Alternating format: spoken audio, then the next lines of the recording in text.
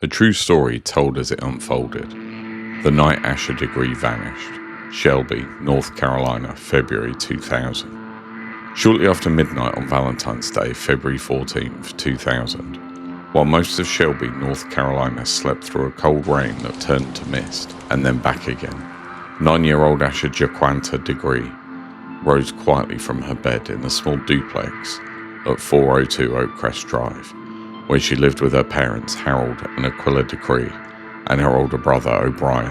And at first, nothing about the night suggested it would become one of the most haunting unsolved disappearances in modern American history. Because the power had gone out earlier during a storm, because the house was dark and still, because school was scheduled for the next morning, because Asha was described by everyone who knew her as shy, cautious, afraid of the dark, and deeply attached to her family. Yet sometime between 2:30 and 3 a.m, she'd put on her white sneakers, packed a small backpack with personal items, including clothing and a book, slipped out the front door without waking anyone, and walked into the darkness along North Carolina Highway 18. And what makes this story different, what makes it feel like a live event even now, is that people saw her, not once but multiple times, in real time, before anyone knew she was missing. Because at approximately 3:45 a.m, a truck driver named Roy Blanton Sr., travelling south on Highway 18, moved towards Shelby, noticed a small figure walking along the shoulder in the rain, wearing a light-coloured outfit and carrying a backpack. And at first he assumed it was a woman escaping domestic trouble.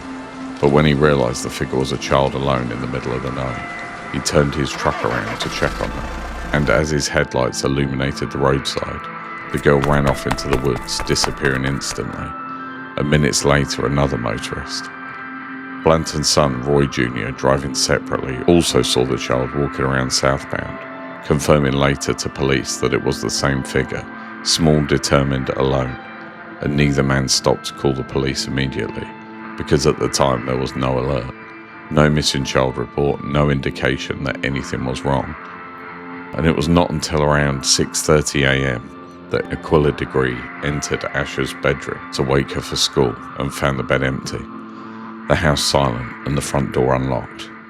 And panic set in quickly because within minutes Harold was searching the neighbourhood, calling relatives, checking with neighbours. And by 8 a.m, the Cleveland County Sheriff's Office had been notified and a full-scale search was underway. Helicopters lifted into the grey sky, volunteers lining up along the Highway 18, tracking dogs deployed from the Degree residence outward. And this is where the story becomes terrifying in a slow, real-time way, because the dogs traced Asha's scent, not randomly, not in circles, but directly along the highway, the same route described by the truck drivers for nearly a mile south until the scent abruptly veered into a wooded area near Turner Upholstery where it stopped completely, as if she'd either gotten into a vehicle or vanished into the forest.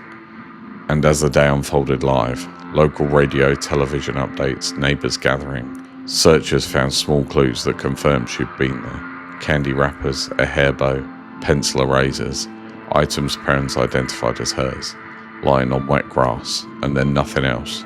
No footprints beyond the road, no signs of a struggle, no witnesses after 4 a.m, and the shock of it ripped outwards as the hours passed, because this was not a runaway profile, because Asha had no history of leaving home, because it was storming, because she was afraid of dogs and darkness, because she had no coat, and because Valentine's Day was also her parents' wedding anniversary. And yet days turned into weeks with no sightings, until in August 2001, 18 months later, a construction worker clearing the land in Burke County, 26 miles away, unearthed a double-wrapped plastic bag buried near a rural road, and inside was Asha's backpack, preserved but weathered, containing personal items including a book from her school library and clothing not belonging to her. And when the news broke, it didn't bring relief but dread, because the backpack appeared deliberately hidden, not discarded, suggesting involvement by another person. And as investigators retraced the timeline, live in press conferences, more unsettling details emerged, including reports from local residents who claimed to have seen the young girl matching Asha's description being pulled into a green vehicle, others who recalled the late night activity along the highway and still feel like it never stopped happening.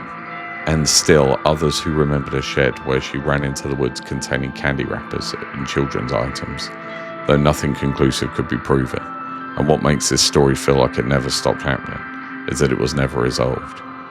Because year after year, law enforcement released age progress photos, reopened tips, confirmed that Asha did leave the house on her own, confirmed the eyewitness sightings were credible, and publicly stated that they believe she was met with foul play after leaving the roadway. Yet no arrests were ever made, no remains were ever found, no definitive explanation offered for why a 9-year-old girl would walk into a stormy night with purpose and vanish. And today, more than 2 decades later, the route along Highway 18 remains unchanged. The stretch of road still dark, still quiet, still bordered by trees that swallow the light. Residents of Shelby still talk about the night as if it's unfolding now, because somewhere between 2:30 and 4 a.m. on February the 14th, 2000, while people drove past without knowing what they were seeing, a real child walked alone into history. And the live event never truly ended. It simply faded from view, leaving behind a timeline that stops with not an answer, but with a road, a storm, headlights passing by, and a girl who never came home.